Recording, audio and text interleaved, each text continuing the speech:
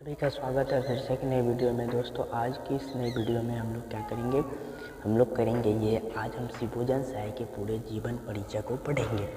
तब इसके बाद हम लोग इसके द्वारा कहानी लिखा हुआ कहानी को पढ़ेंगे। तो सबसे पहले हम लोग क्या करेंगे, तो शिवभोजन साय के पूरे जीवन परिचय को पढ़ेंगे। तो आपके सामने चित्र मौजूद है किसका, तो शिवभोजन साय का आपके सामने किसका चित्र मौजूद है, तो शिवभोजन साय का हम लोग आज पढ़ेंगे क्या, तो आज हम लोग पढ़ेंगे शिवभोजन साय का जीवन परिचय। तो चलिए आगे बढ़ते हैं। तो सबसे पहला क्वेश्चन आ गया स्क्रीन पर कि शिवभोजन साय का जन्म कब हुआ। तो शिवभोजन साय का जन्म हुआ था आपको 1893 ईस्वी में।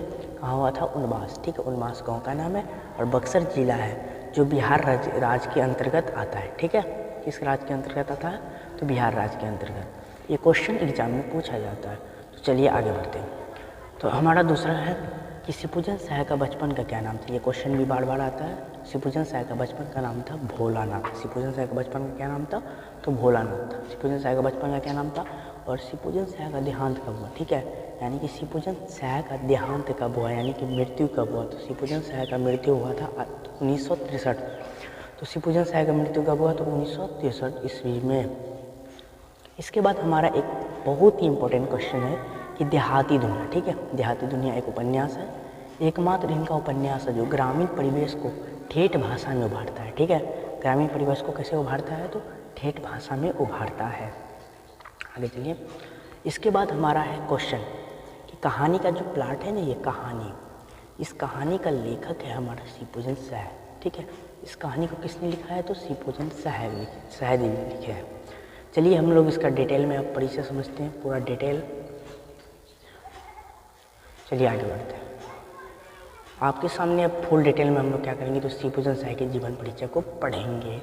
देखिए यहाँ पे लिखा क्या हुआ है, यहाँ पे लिखा हुआ है कि शिवभोजन साय का जन्म 1893 ईस्वी में उनबास 1893 ईस्वी में उनबास बक्सर बिहार में हुआ था। ठीक है, कहाँ हुआ था, उनबास बक्सर बिहार में हुआ था।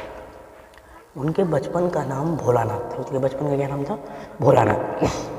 लिखा हुआ 10वीं की परीक्षा पास करने के बाद उन्होंने बनारस की अदालत में नकलविस की नौकरी की। क्या की, तो बाद उन्होंने मतलब कि 10वीं की परीक्षा पास करने के बाद नकलविस की नौकरी की, यानी कि नकल, यानी कि कोर्ट में जो नकल करते हैं, ठीक है, उनकी नौकरी की। बाद में हिंदी के अध्यापक बन गए। बाद में क्या बन गए वे, हिंदी के अध्यापक बन गए। असहयोग आंदोलन के प्रभाव से उन्होंने सरकारी नौकरी से त्यागपत्र दिया। ठीक है, असहयोग आंदोलन के प्रभाव से। ठीक है, उस टाइम पर असहयोग आंदोलन चल रहा था हमारे भारत में, तो उन्होंने क्या किया, तो नौकरी से त्यागपत्र दे दिया। कौन, तो शिवभोजन साय जी। इसके बाद है कि शिवभोजन साय अपने समय के लेखकों में बहुत लोकप्रिय और सम्मानित व्यक्ति थे। ठीक है, यानी कि अपने टाइम के सबसे लोकप्रिय और सम्मानित व्यक्ति कौन थे, तो शिवभोजन साय जी। इसके बाद उन्होंने जागरण, हिमालय, माधुरी, बालक आदि कई प्रतिष्ठित पत्रिकाओं का संपादन किया। ठीक है, ये पत्रिकाएं हैं जागरण, हिमालय, माधुरी, बालक, ये कई प्रतिष्ठित पत्रिकाओं का संपादन किया। इसके बाद आगे बढ़िए। इसके बाद हमारा है इसके साथ वे हिंदी के प्रतिष्ठित पत्रिका मतवाला के संपादक मंडल में थे, यानी कि इसको प्रकाशन कर रहे थे। ठीक है, प्रकाशन विभाग में थे इनको, यानी समझ जाइए। इसके बाद है हमारा कि सन 1963। ठीक है, यही वह तिथि है जिस दिन इसका मृत्यु हुआ था। ठीक है, इनका देहांत हो गया था। किसका, तो शिवभोजन साय का। लिखा होगा बिहार राष्ट्र भाषा परिषद तो इन्हीं की कल्पना का साकार रूप है। ठीक है, इन्होंने जो सोचा इनका सपना पूरा हो गया। ठीक है, यानी कि शिवभोजन साय। इन गतिविधियों में वो अतिशय व्यस्त रहने के कारण उन्हें स्वलेखन के यानी कि खुद से लिखने का कार्य अवसर कम ही मिलता था। ठीक है, अवसर मिलता था।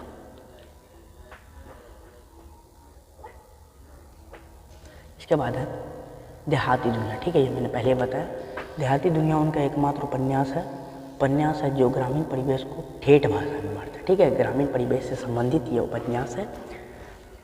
इसके आगे चलकर लिखे गए आंचलिक उपन्यास। ठीक है, इसके आगे चल के जो वो लिखे आंचलिक उपन्यास को क्या कहा जाता है, पूर्व पट्टिका कहा जाता है। ठीक है, इसके आगे चल के जो वो लिखे इनके बाद, यानी कि देहाती दुनिया के बाद जो लिखे उनको क्या कहा जाता है, तो पूर्व पीठिका कहा जाता है।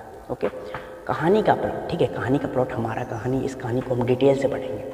और है मुंडमाल। ठीक है, कहानी का प्लॉट और मुंडमाल जैसी मार्मिक कहानी लिखकर उन्होंने हिंदी कथा साहित्य किसकी वृद्धि की, ठीक है, उनमें अपना एक स्थान निर्धारित किया साहित्य के अंदर, ठीक है, इन्होंने कई कहानियाँ लिखकर। इसके बाद आगे बढ़िए।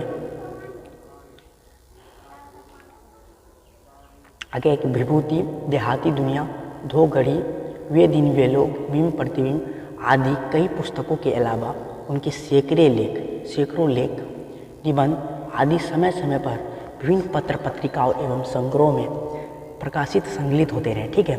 यानी कि इनके तो अब तो इन्होंने इसको तो मृत्यु हो गए, लेकिन इनके द्वारा जो लिखी गई बातें हैं, जो पत्रिका है, जो कहानियाँ हैं, वो समय समय पर प्रकाशित होते रहे, ठीक है। और उनकी रचनाओं का संकलन, उन्होंने जो लिखा उनकी रचनाओं का संकलन कैसे होता था, तो शिवपूजन रचनावली नाम से 4 खंडों में बिहार राष्ट्रभाषा परिषद पटना द्वारा प्रकाशित है। समझ गए यहाँ तक? आगे चलिए।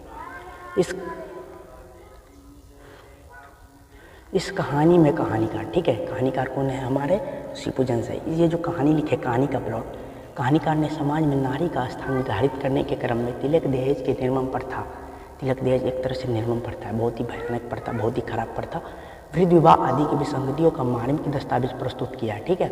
यानी कि वो जो हमारे समाज में जो प्रचलित प्रथाएं हैं उनको हम तक शब्दों के रूप में हम तक पहुंचाया कि इस प्रकार की जो प्रथा हमारे समाज में मौजूद है।